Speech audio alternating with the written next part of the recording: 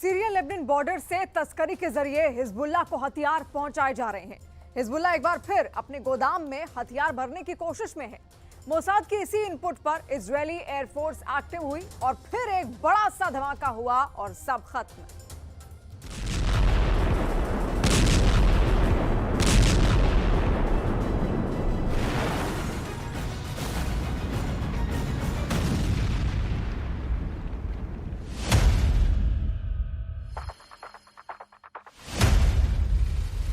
हर तरफ खामोशी है, बिल्कुल सन्नाटा पसरा है। तभी कैमरे में रिकॉर्ड होता है एक जोरदार धमाका। एक के बाद एक दो ब्लास्ट होते हैं और पूरा इलाका धूल और धुएं की गुबार से भर जाता है। एक बार फिर से देखिए इस वीडियो को।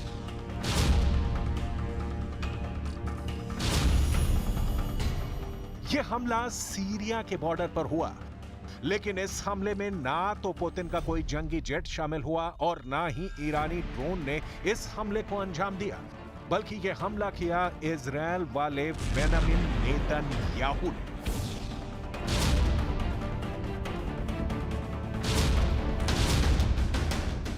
सीरिया बॉर्डर पर इजरायल का हमला, हिजबुल्लाह के ठिकानों पर बरसाए बम, हिजबुल्लाह की हथियार फैक्ट्री तबाह, तस्करी वाले रास्ते को किया बर्बाद।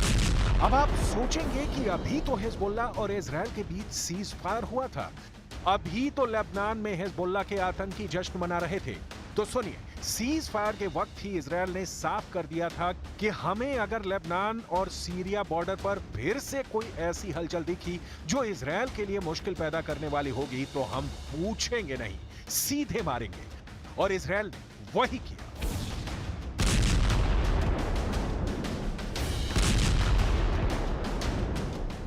במהלך הלילה, בשעות שלפני כניסת ההסכם לתוקף, תקפנו בעוצמה כ-180 מטרות ברחבי לבנון.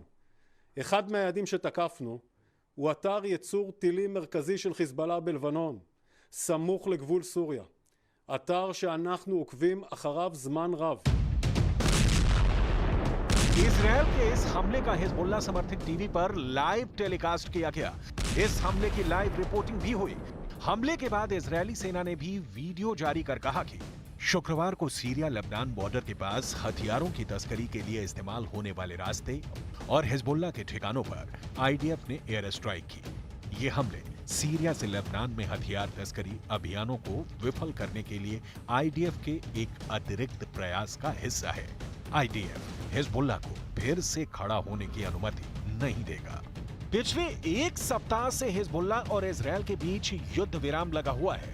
तब से इजरायल कई बार हिजबुल्लाह के ठिकाने पर हमले कर चुका है। अब इजरायल के इस हमले को देखिए। इजरायली सेना ने बुधवार को यह वीडियो रिलीज किया जिसमें दावा किया गया कि दक्षिणी लेबनान में हिजबुल्लाह के लॉन्चर पर हमला किया गया। इजरायल की सेना ने दावा किया कि इजरायली एयरफोर्स ने दक्षिणी लेबनान में एक रॉकेट लॉन्चर पर हमला किया जो इजरायल और लेबनान के बीच सीज फायर के समझौतों का उल्लंघन कर रहा था। ये कैसा सीज फायर? इजरायली सेना के मुताबिक उसने सीज फायर लागू होने के बाद उन जगहों पर हमला किया जिनका इस्तेमाल सीरिया से लेबनान तक हथियारों की तस्करी के लिए किया गया था, क्योंकि ये सीज फायर की शर्तों का उल्लंघन है। सीज फायर एग्रीमेंट के मुताबिक इजरायली सेना धीरे धीरे लेबनान में अपनी पोस्ट को खाली करेगी। इसके बाद लेबनानी सैनिक दक्षिण में तैनात होंगे। אנחנו מזהים שישנן רקטות ואמצעי לחימה נוספים שחיזבאללה משגר לשטח מדינת ישראל שיוצרו בסוריה והועברו לחיזבאללה מסוריה.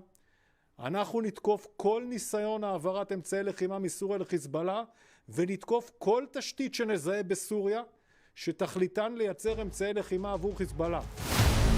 इजरायल की एयर स्ट्राइक, बेरूत में बारूदी हमला।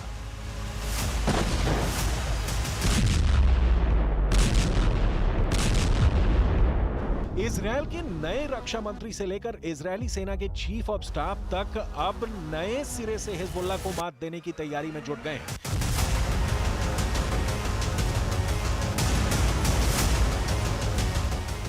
जरा इस तस्वीर को देखिए। इजरायली सेना ने एक वीडियो जारी किया है जिसमें दावा किया गया कि इजरायली सेना के चीफ ऑफ स्टाफ दक्षिण लेबनान में अग्रिम मोर्चों का दौरा कर रहे हैं। 52 सेकंड के इस वीडियो क्लिप में इजरायली सेना के chief lieutenant general Herzi Halevi उन इजरायली कमांडरों के साथ मौजूद हैं जो हिजबुल्लाह लड़ाकों से सीधी जंग करने में जुटे हैं। दक्षिणी लेबनान का ये वीडियो साफ दिखाता है कि इजरायली सेना हिजबुल्लाह की ताकत और क्षमता को लेकर कितनी गंभीर है। यही वजह है कि इजरायली सेना के chief lieutenant general Herzi Halevi war map पर एक-एक रणनीति को अपने कमांडरों के साथ साझा कर रहे हैं। इजरायली सेना ने हिजबुल्लाह द्वारा युद्ध विराम के गंभीर उल्लंघन करने के बाद हिजबुल्लाह का पूरी तरह से खात्मा करने का मन बना लिया है।